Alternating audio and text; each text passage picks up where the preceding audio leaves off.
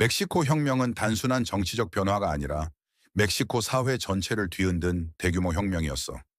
이 혁명은 독재 정권을 무너뜨리고 토지 개혁과 노동자 권리 신장을 이루기 위한 투쟁이었지. 멕시코는 독립 이후에도 정치적 혼란과 독재가 계속됐고 결국 1910년 혁명이 터지면서 전국적인 내전으로 번졌어. 혁명 과정에서 프란시스코 마데로, 판초 비아, 에밀리아노 사파타 같은 혁명 영웅들이 등장했고 수많은 사람들이 자유와 평등을 위해 싸웠지. 이제 멕시코 혁명이 왜 일어났고 어떤 과정으로 진행됐으며 결국 어떤 결과를 남겼는지 자세히 이야기해 볼게. 멕시코 혁명이 일어나기 전 멕시코는 오랫동안 포르피리오 디아스라는 독재자가 다스리고 있었어. 그는 1876년부터 1911년까지 무려 35년 동안 권력을 독점하면서 멕시코를 철저하게 장악했지. 처음에는 질서와 진보라는 구호를 내걸고 경제를 발전시켰어. 하지만 그 경제 발전은 소수의 부유층과 외국 기업만을 위한 것이었고 대다수의 멕시코인들은 여전히 가난했어. 토지 문제. 대농장주들이 대부분의 땅을 차지했고 농민들은 자신의 땅을 빼앗기고 소작농으로 전락했어. 노동 착취.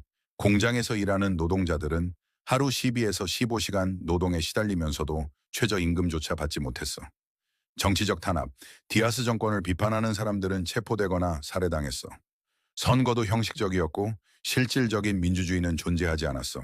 이런 불만들이 쌓이면서 점점 더 많은 사람들이 디아스 정권에 반대하기 시작했지. 디아스 정권에 맞서기 위해 프란시스코 마데로라는 인물이 등장했어. 그는 부유한 가문 출신의 개혁가였는데 1910년 대선에 출마하면서 멕시코의 민주주의를 이라는 슬로건을 내세웠어. 하지만 디아스는 선거를 조작해서 또다시 대통령이 되었고 마데로를 감옥에 가뒀어. 그러자 마데로는 감옥에서 탈출해 미국으로 도망친 후 1910년 11월 20일 산루이스 포토시 계획을 발표하면서 무장봉기를 선언했어. 그의 선언을 들은 멕시코 전역에서 농민과 노동자들이 무기를 들고 혁명에 참여했지. 특히 북부에서는 판초비아, 남부에서는 에밀리아노 사파타 같은 지도자들이 등장해서 디아스 정권과 싸우기 시작했어. 판초비아는 원래 가난한 농민 출신이었어.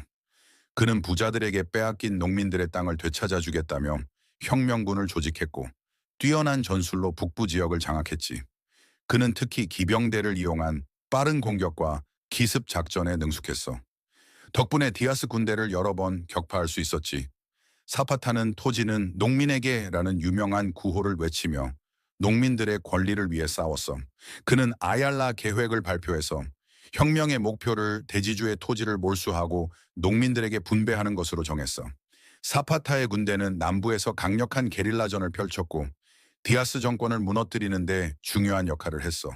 혁명군이 디아스 정부를 계속 압박하자 결국 디아스는 1911년 5월 대통령직에서 물러나고 프랑스로 망명했어. 이제 혁명은 끝난 것처럼 보였지만 문제는 혁명 지도자들끼리의 갈등이 시작되었다는 거야. 마데로가 대통령이 되었지만 사파타와 비아가 원하는 토지 개혁을 실행하지 않았어. 사파타는 마데로 정부를 믿지 못하고 계속 싸움을 이어갔어.